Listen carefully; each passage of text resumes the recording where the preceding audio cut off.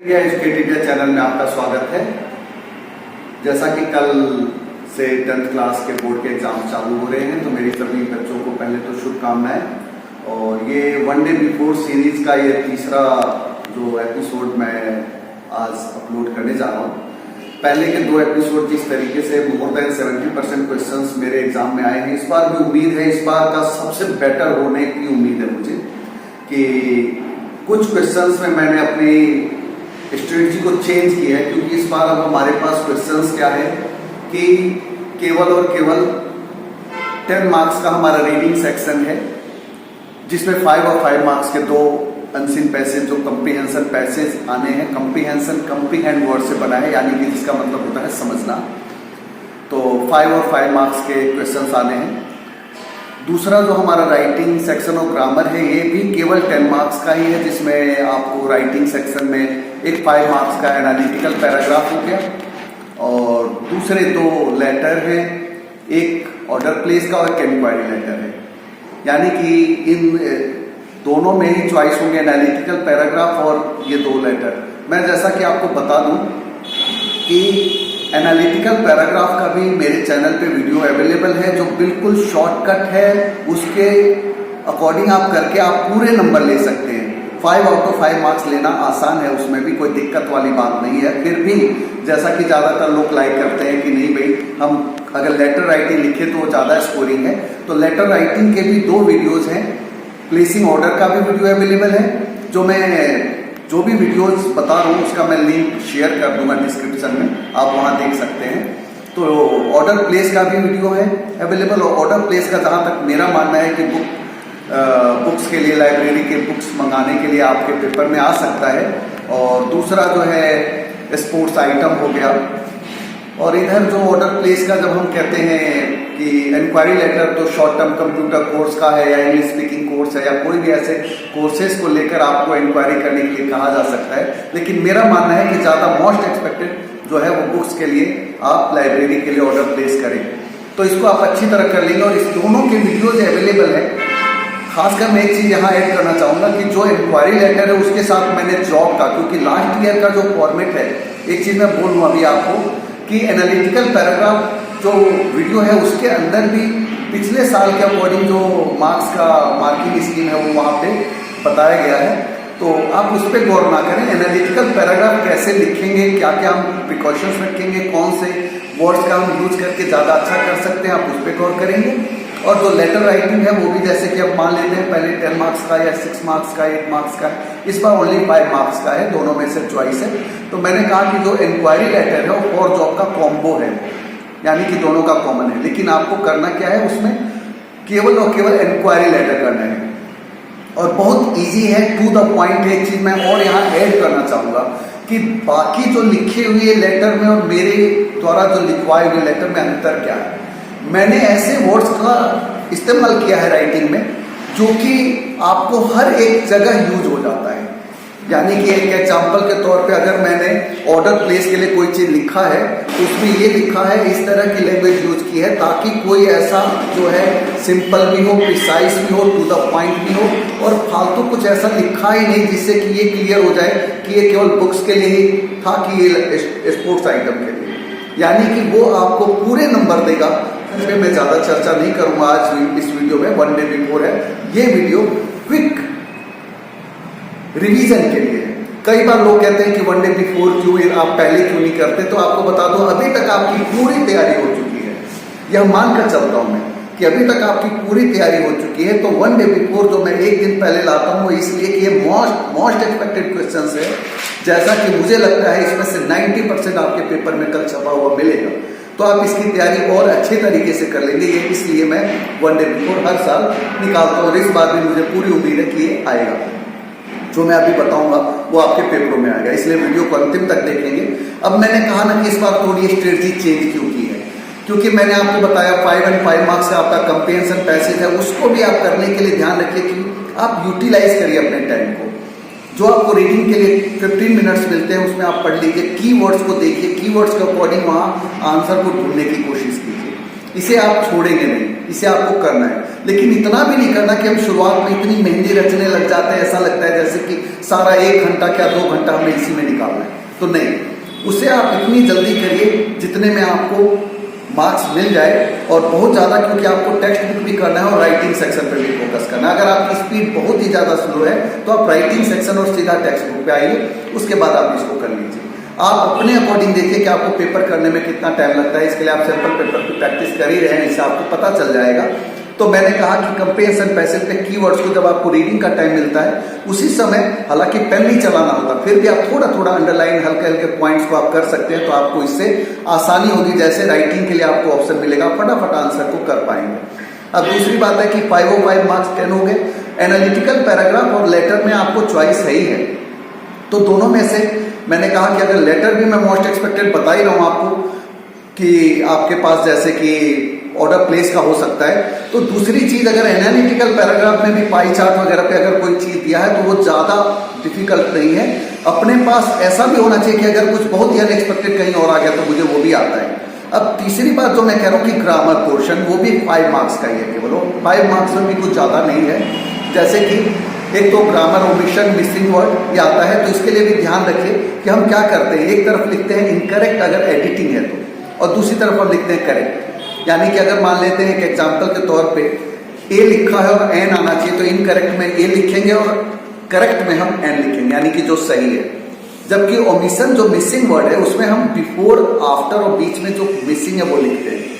तो हमें ध्यान रखना है। मैं इसका बता दूं आपको, ग्रामर ट्रिक्स का जो वीडियो है उसको जरूर देखिएगा। ग्रामर ट्रिक्स के साथ अगर आपको डेप्थ में जानना है, ग्रामर ट्रिक्स में तो मैंने कुछ ऐसे ट्रिक्स बताए हैं जो पिछली बार भी बोर्ड के पेपर में वही क्वेश्चन आए थे, यहां तक कि प्री बोर्ड में भी था। तो मैं वही कह रहा हूं कि आपको उसको करने से पहले थोड़ा ध्यान रखना है कि जो ग्रामर ट्रिक्स का आप जो वीडियो देखेंगे तो उसमें बताया प्रायोरिटी।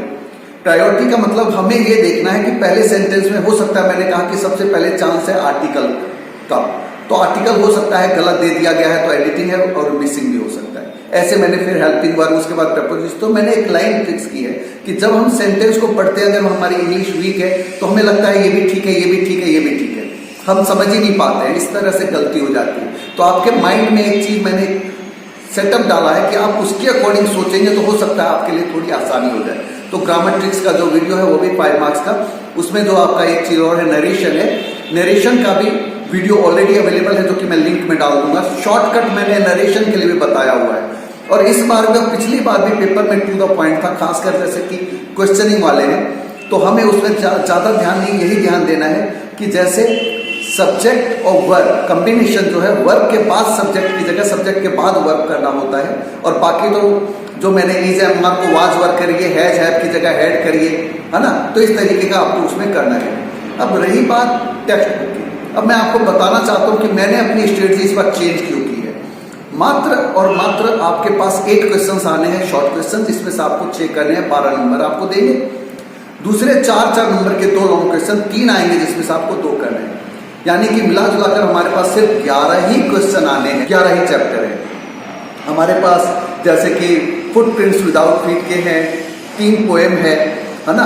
जैसे कि अगर मैं चैप्टर की बात करूं तो हमारे पास जो है इसकी जो फर्स्ट फ्लाइट में ग्लिम्पसेस ऑफ इंडिया है, मैडम राइट्स द बस है, द सरमन एट बनारस है, और द प्रपोजल है। ये 4 चैप्टर हो गए। पोएट्री में जब हम जाते हैं तो इसमें भी हमारे पास एमेंडा एनिमल और एक द मेल ऑफ ये है the tale of custard the dragon, the tale of custard the dragon, ये है। तो मिला जुलाकर 3 पोएम है, 4 चैप्टर उधर हो गए। फिर 4 चैप्टर हमारे सप्लीमेंट्री में भी है, द मेकिंग ऑफ साइंटिस्ट है, नेकलेस है, भोली है, और लास्ट हमारा जो है the book the hack driver, है ना। यानी कि 4 चैप्टर हमारे किसमें सप्लीमेंट्री में भी है, द मेकिंग ऑफ साइंटिस्ट है, द नेकलेस है, द हैक ड्राइवर है, और भोली है। तो मैं बताऊं आपको इस वीडियो में जो मैं करने जा रहा हूं, ज्यादातर टेक्स्ट बुक में भी अब हम नंबर लेने की, अगर आपने इस वीडियो पे पूरा गौर किया तो 101% आपकी परसेंटेज मिनिमम 70% होगी। जो हमारा मार्क्स स्कोरिंग है उस एरिया में मैं बिल्कुल दावे के साथ कहता हूं। और जो मैंने मात्र और मात्र केवल 16 क्वेश्चन पूरे, क्योंकि 11 क्वेश्चन आने और मैं 11 की जगह अगर मैं 16 ही क्वेश्चन आपको बता रहा हूँ तो इसका मतलब ये समझ जाइए कि मैं इतने कॉन्फिडेंस के साथ कह रहा हूँ कि ये क्वेश्चन पेपर में इस बार का होना चाहिए। कुछ क्वेश्चन ऐसे हैं जिसके मैंने कॉमन आंसर बताए हैं कि इसका ये भी आंसर हो सकता है, ये भी आंसर हो सकता है और ये भी आंसर हो सकता है। यानी कि मेरे आंसर में ये खासियत होगी कि जो मैं अगर वो आंसर बोल रहा हूँ वो दूसरे अन्य क्वेश्चन को भी कवर कर रहा है। यानी कि आपका काम बहुत आसान हो जाएगा केवल मेरे 15-16 क्वेश्चंस को करने के साथ ही। तो मैं कोशिश कर रहा हूं कि अब इन एक एक क्वेश्चंस को भी आपको डिटेल में बता दूं। 11 क्वेश्चंस आने हैं और मैं 15 और 16 क्वेश्चंस ही केवल बताऊंगा जो मुझे लगता है बोर्ड के एग्जाम में 101% होने चाहिए। बाकी सारे वीडियोज ऑलरेडी अवेलेबल हैं जो कि आपके ग्रामर पोर्शन के लिए, एनालिटिकल पैराग्राफ के लिए, आपके ऑर्डर प्लेस के लिए जो मोस्ट एक्सपेक्टेड मुझे लगता है वो मैंने ऑलरेडी आपको बताया हुआ है और उसके वीडियोज भी अवेलेबल है। ग्रामर पोर्शन भी है, ग्रामर ट्रिक्स भी है और टेक्स्ट बुक में मुझे जो लगता है इस बार जो 101% जैसे पिछली बार आया उसके पहले भी आया और इस बार भी उम्मीद है अगर आप इस वीडियो को ढंग से कर लें और इस क्वेश्चंस को कर लेंगे तो आप मोर देन 70% एश्योरेंस के साथ मैं बोल सकता हूँ कि आपका कोई नहीं ले सकता है। जो बच्चे और अच्छा है, क्योंकि मैंने लैंग्वेज में भी ध्यान रखा है, इजी लैंग्वेज, एवरेज और डिफिकल्ट, मतलब उन सभी बच्चों के लिए इसमें मटेरियल होगा जो कि मैं इस वीडियो में बताऊंगा। अगर आप उस पर गौर करेंगे तो आपके नंबर कंफर्म हो जाएंगे। तो इसलिए इस वीडियो को अंतिम तक देखेंगे, अपने सभी दोस्तों को बताएंगे और मेरी शुभकामनाएं आपके साथ पहले ही है। कल बोर्ड के पेपर की शुरुआत है और आज मैं 1 डे बिफोर अपलोड करूंगा। तो यह वीडियो 10th के बच्चों के लिए कल के एग्ज़ाम के लिए बहुत इंपॉर्टेंट होने वाला है, क्योंकि इसमें मैंने जैसे कि बच्चों की अक्सर शिकायत होती थी कि बोर्ड दिखाई नहीं देता, तो मैंने कुछ यूज़ किया है अलग टेक्नोलॉजी का इसमें, ताकि आपको ब्लैक बोर्ड भी नज़र आए। ये सभी जो ऑलरेडी वीडियोज़ जो है नरेशन का हो, चाहे ग्रामर ट्रिक्स का हो, एनालिटिकल पैराग्राफ, इन सभी के लिंक्स आपके पास ऑलरेडी अवेलेबल होंगे। और जो एनी लॉन्ग क्वेश्चन और एनी कैरेक्टर स्केच के भी जो आंसर आपको बनाने में जैसे जिन बच्चों को दिक्कत आ रही थी, तो उसका मैंने इसमें किसी बच्चे की मदद लेकर जिन्होंने अच्छी राइटिंग में लिखा है उसको मैंने यहाँ स्क्रीन शेयर किया है और आपके साथ आप उसको बिल्कुल स्क्रीनशॉट करके उसको उतार सकते हैं या पॉज करके लिख सकते हैं। तो ये आपके लिए बहुत अच्छा रहने वाला है। इस वीडियो में हर एक टॉपिक इसमें ऑलरेडी बहुत अच्छी तरह क्लियर किया गया है। वीडियो में केवल क्वेश्चंस पढ़ूंगा, बाकी आपके पास अगर ऑलरेडी आपने आंसर किया है तो आप उसे कर सकते हैं। मेरा मकसद आपका क्विक रिवीजन कराना है, या कुछ आंसर ऐसे ज़रूर हैं जिसको मैंने ईजीएस्ट लैंग्वेज में लिखा और वो कई मल्टीपर्पज़ भी हैं, क्योंकि कई क्वेश्चंस में यूज़ होने वाले हैं या लॉन्ग क्वेश्चन में भी होने वाले हैं, तो आप वो देख लेंगे। अदरवाइज़ आपको ये है कि जो आपको अच्छा लगे अभी आप वो करिए, क्वेश्चंस पे जरूर गौर कीजिएगा, क्योंकि 11 क्वेश्चंस आने हैं टोटल आपके टेक्स्ट बुक के, और जबकि मैंने मात्र 15 क्वेश्चंस बताए हैं यहाँ पे, और उम्मीद है कि 15 में से 11 यानी कि जो आने हैं वो 101% आपके पेपर में देखने को मिलेगा। एटलीस्ट 70% का तो मेरा दावा है ये। जैसे पहला क्वेश्चन है, what is the story about the Coorgs peoples descent. दूसरा क्वेश्चन है, वेयर इज कुर्ग, है ना। तीसरा क्वेश्चन है हमारे पास, what are the elders in Goa nostalgic about. ये देखिए 2-2, 3-3 क्वेश्चन के सेम आंसर है। जैसे is bread an important part of Goa life, how. दोनों के सेम आंसर ऐसे लिखे कि अगर आप लैंग्वेज कुछ ऐसा लिख देते जिससे वो एक में तो यूज़ होता है दूसरे में नहीं, लेकिन इसमें दोनों ही आंसर आपके यूज़ हो जाएंगे। Who invites the comment, he just like a pader, why. इसी का एक और क्वेश्चन है, what does a jackfruit like appearance mean. Third question है, how was baking a profitable profession. 3 most expected question और तीनों का एक कॉमन आंसर बनाने की कोशिश की है, ताकि आप एक करें तो आपका तीनों ही हो जाए। टी फ्रॉम असम का मोस्ट इंपॉर्टेंट क्वेश्चन है, what are the various legends about the origin of tea. इसका आंसर भी यहाँ लिखा हुआ है, आप स्क्रीनशॉट करके लिख सकते हैं या आप इसको पॉज करके लिख सकते हैं। मोस्ट एक्सपेक्टेड, और ये भी ध्यान रखें कि जो लिखे गए हैं वो इसलिए भी है कि आप इसको लॉन्ग क्वेश्चन में भी यूज़ कर सकते हैं। तो ये भी मोस्ट एक्सपेक्टेड क्वेश्चन है। अब मैं बात करूँ मैडम राइट्स द बस, इसके मैंने कुछ इस तरह के नोट्स तैयार किए हैं कि आपका जो है मिनिमम एफर्ट से आपका ये चैप्टर भी कंप्लीट हो जाएगा, लॉन्ग भी तैयार होंगे और शॉर्ट भी तैयार होगा। जैसे what was Valli's deepest desire, ये क्वेश्चन हुआ, या what was Valli's favourite pastime and why. What was a source of unending joy for Valli. ये तीनों ही क्वेश्चन का सेम आंसर यहाँ बनाया हुआ है कि Valli's favourite pastime was to stand in the front doorway of her house and watch the bus filled with new set of passengers. It was a source of unending joy for Valli, so her deepest desire was to take a bus ride. इतने shortcut में तीनों ही question का same answer है। Next question है why does Valli refuse to look out of the window on her way back. अगर मैं कहूँ कि मोस्ट एक्सपेक्टेड क्वेश्चन अगर कुछ आना है तो या तो ऊपर को जो बताया वो, या तो ये दोनों में से आने वाला है। अब देखिए इसका भी आंसर टू द पॉइंट लिखा हुआ है। आप चाहें तो उसको कॉपी में नोट कर सकते हैं ताकि याद भी हो जाए, और क्वेश्चन आपके पास कहीं और है आंसर तो वो भी लिख सकते हैं। लेकिन मैंने जो लैंग्वेज यूज की है वो ये क्वेश्चन मल्टीपर्पज़ है, शॉर्ट में भी यूज होगा, लॉन्ग में भी होगा। अब नेक्स्ट चैप्टर हमारा जो आता है उसके अंदर जैसे कि मोस्ट एक्सपेक्टेड क्वेश्चन यही है कि व्हाट डज किस्सा गौतमी आस्क फॉर, है ना। अब इसका जो है जो आंसर लॉन्ग में भी यूज हो जाए, शॉर्ट में भी है, यही आप आंसर जो देखेंगे मेरे लॉन्ग क्वेश्चन जो मैंने बनवाए हैं उसमें भी पाएगा। तो इस तरीके से भी आप इसको कर सकते हैं। कुछ क्वेश्चन ऐसे हैं जैसे कि द प्रपोजल के मोस्ट एक्सपेक्टेड तरीके से कराए हैं। इस तरीके का है कि आप लॉन्ग आंसर में भी इसको यूज कर सकते हैं, जैसे कि common answer of many questions. मैंने अब ये एक एक आंसर है और ये भी दावा है कि आपके एग्जाम में यूज होने वाले हैं। अगर आया ये चैप्टर का क्वेश्चन तो ये आपके एग्जाम में यूज होगा। जैसे कि the proposal is undoubtedly a humorous play, all characters are hypocritical having low opinion for one another. यानी कि सभी ढोंगी हैं, एक दूसरे के प्रति लो ओपिनियन रखते हैं। Firstly Lomov and Natalya fighted over an issue of the oxen meadows, है ना। And secondly they fighted over yet another petty issue of their dogs. In reality, all their activities and dialogues are guided by their self-interest rather than love or care. ये ऐसा answer है जो कि आपके कोई भी क्वेश्चन जैसे कई बार आ जाता है वो what a burden of a father of young daughter, तो उसका आंसर में भी अगर आप ये लिख देते हैं और उसके बाद थोड़ा सा अगर दिमाग लगा करके। अब एमेंडा का भी जो आंसर है ये एक ही लाइन में मैंने दो लाइन में लिखे हैं, जो भी क्वेश्चन इसका आता है वो इसमें फिट बैठेगा। यानी कि मैंने वही लाइनें लिखी हैं जो कि मुझे लगता है कि इस एमेंडा का ये क्वेश्चन आना चाहिए और उसमें फिट बैठ जाएगा। आप बेशक पेपर उठाकर कल देख लीजिएगा, ये आंसर यूज होने वाला है। Children feel that all the time they are guided and controlled. Amanda stands for all children and yearns for freedom.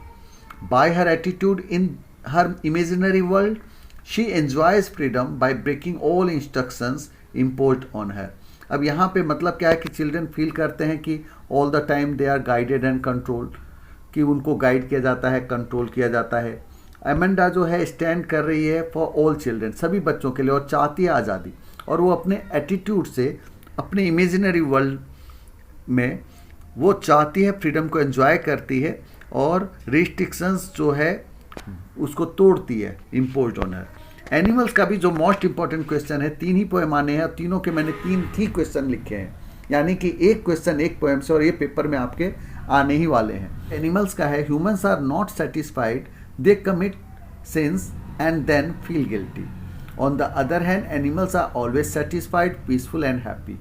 So according to the poet, man should live with animals to learn lesson from them. यानी कि poet कहना चाहता है कि इंसान को जानवरों के साथ रहना चाहिए ताकि वो उनसे कुछ सीख सके, जो इंसानों को लेकर उसके मन में है कि वो सेटिस्फाई नहीं होते, ये सब। तो ये इसका मोस्ट इंपॉर्टेंट क्वेश्चन। अब देखिए एक नेक्स्ट जो है the tale of custard the dragon. ये भी आंसर जो बनाया गया है, ये क्वेश्चन लॉन्ग में भी आता है और शॉर्ट में भी आता है। तो इसलिए ध्यान रखिए कि मैंने जो आंसर की जो लेंथ रखी है वो इसी हिसाब से रखी है कि दोनों में ही काम आ जाए, है ना। आप चाहें तो इसका स्क्रीनशॉट ले सकते हैं और लेकर इसको लिख लीजिए, और बिल्कुल आप निश्चिंत होकर इसको आप कर सकते हैं, प्रैक्टिस में ला सकते हैं। अगर आपको दूसरा आंसर है तो उससे भी आप कंपेयर कर सकते हैं कि ये लैंग्वेज के मामले में भी और हर तरीके से सदे हुए शब्द लिखे गए हैं, ताकि मिनिमम एफर्ट करके भी आप आंसर को याद कर सकें। The making of a scientist के भी मोस्ट एक्सपेक्टेड जो शॉर्ट क्वेश्चंस है वो मैंने यहाँ पे 2 या 3 ही लिखे हैं केवल, और कोशिश की है कि कॉमन आंसर ही बनाने की। जैसे पहला मोस्ट एक्सपेक्टेड क्वेश्चन है what lesson does a bright learn when he doesn't win anything at a science fair. इसी में एक और भी क्वेश्चन है what are the qualities that go into the making of a scientist. दोनों का ही same answer बनाया है, आप इसको स्क्रीनशॉट करके लिख सकते हैं या तो पॉज करके लिख सकते हैं। एक और है how did a book become a turning point in Richard Ebright's life, what did he discover. दो क्वेश्चन है भी, उसके डिस्कवरी को लेकर भी आता है और एक और भी क्वेश्चन है, how did Ebright's mother help him. अब देखिए ये 3 के 3 मोस्ट एक्सपेक्टेड क्वेश्चन है, ये 30 to 40 वर्ड्स में, हालांकि लॉन्ग क्वेश्चन में भी यूज हो जाए ऐसे वर्ड्स मैंने यूज किए हैं और ध्यान रखा है कि ऐसा ना हो कि आंसर टू द पॉइंट ना हो। तो इसी हिसाब से आप इसको पॉज करके जब लिख लेंगे और आप पढ़ेंगे, आप किसी भी एक्सपर्ट की भी मदद ले सकते हैं, अपने भैया या दीदी की मदद लेके पूछ सकते हैं, आंसर आपको टू द पॉइंट ही मिलेगा और तीनों का आंसर सेम कॉमन सा।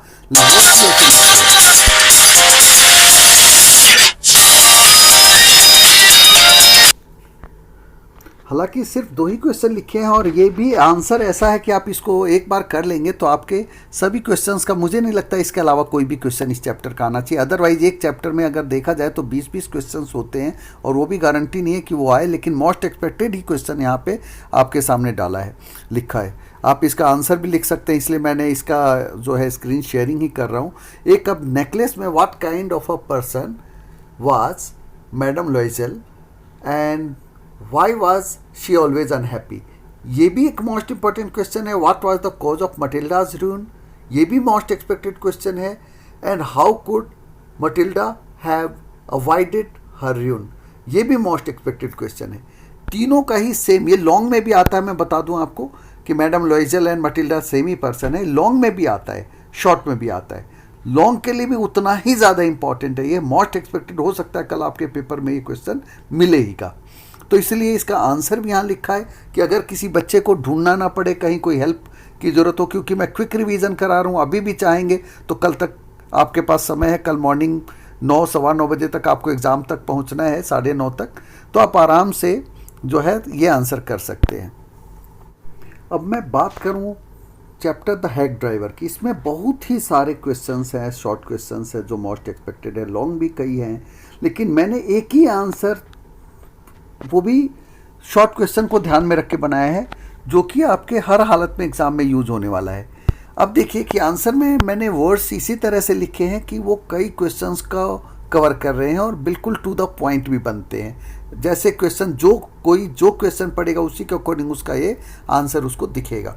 जैसे देखिए आंसर मैं पढ़ के बता दे रहा हूँ कि the lawyer was sent by his law firm to New Mullion to serve summons on Oliver Lutkins. पहला क्वेश्चन यह आ जाता है कि why was lawyer sent to New Mullion, तो उसका आंसर हो जाता है ये, Lutkins pretended to be Bill Magnuson the head driver decided to take him for a ride to befool him.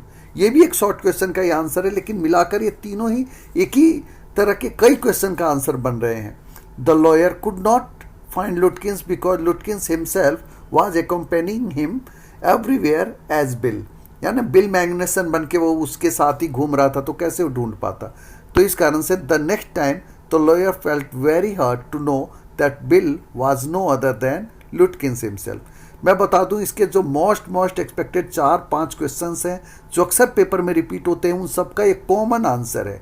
आप बेशक कल पेपर में अगर क्वेश्चन आ जाए और ये आपको सूटेबल लगे तो आप लिख सकते हैं।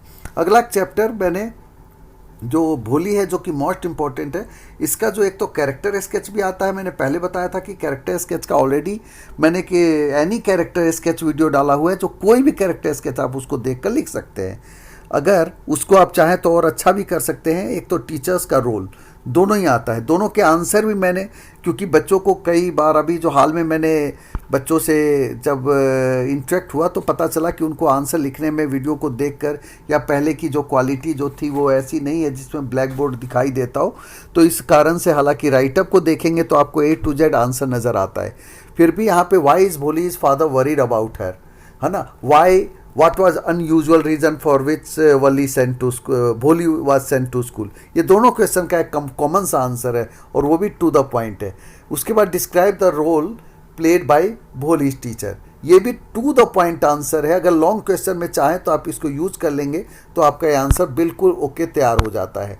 अब देखिए, अब जैसा कि काफ़ी बच्चों की ये शिकायत रही है कि वो आंसर नहीं लिख पा रहे हैं, तो मैं जो कि एनी लॉन्ग क्वेश्चन या एनी कैरेक्टर स्केच का जो वीडियो है उसमें एंट्री है बिल्कुल ठीक ठाक लिखा हुआ है। फिर भी अगर उनको जैसे दिक्कत आ रही है तो कुछ एग्जांपल्स यहाँ दिए हैं कि किस तरीके से हम आंसर को उसके अंदर जो है फिट करके, जो टेम्पलेट है यानी कि जो ब्लैंक्स है उसको फिल करके हम किस तरीके से आंसर बनाते हैं। आप चाहें तो इनका स्क्रीनशॉट लेकर मिला सकते हैं, देख सकते हैं, ताकि आपको आइडिया लग जाएगा कि किस तरीके से आंसर बनाए गए हैं। मोस्ट एक्सपेक्टेड क्वेश्चन मैं आपको पहले ही बता चुका हूं कि जो मोस्ट एक्सपेक्टेड क्वेश्चन है भोली का है, जैसे टीचर्स का रोल हो गया, या कैरेक्टर स्केच है, या जो नेकलेस का मटिल्डा ज़रून का जो मेन क्वेश्चन अभी थोड़ी देर पहले ही जो मैंने बताया है वो है ना, मोस्ट एक्सपेक्टेड क्वेश्चन है ये। उसके बाद जो लेजेंड्स है टी का, जो ग्लिम्सेस ऑफ इंडिया का है। उसके बाद आप अगर बात करें तो सरमन एट बनारस का भी है ना, जो मोस्ट हालांकि मैंने यहाँ पे आपके सामने जो आंसर्स कुछ कुछ दिखाए हैं उससे आपको मदद मिल जाएगी कि कल को आपको ये ना रहे कि आपको लिखना ना आता हो। जैसे सरमन एट बनारस का भी टू द पॉइंट आंसर है, इजी है, शॉर्ट में यूज होगा या तो लॉन्ग में यूज होगा, लेकिन होगा ज़रूर। बोर्ड के पेपर में जो भी चीज़ें हैं वो मोस्ट एक्सपेक्टेड ही आपको बताई हैं। उम्मीद है आपको हमारी ये पहल पसंद आई होगी। इस बार ये मैंने नई कोशिश की है स्क्रीन शेयरिंग की, कुछ तकनीकी खामियां रही हो तो आप इसको इग्नोर करेंगे और समय पे एग्ज़ाम में पहुंचेंगे, रोल नंबर लेकर जाएंगे, एग्ज़ाम में 10-15 मिनट पहले पहुंचेंगे। कोशिश करेंगे कि कोई भी टीचर या इन्विजिलेटर है उनसे कोई बहस ना हो, बहुत ही मतलब पोलाइट वे में आप बिहेव करेंगे।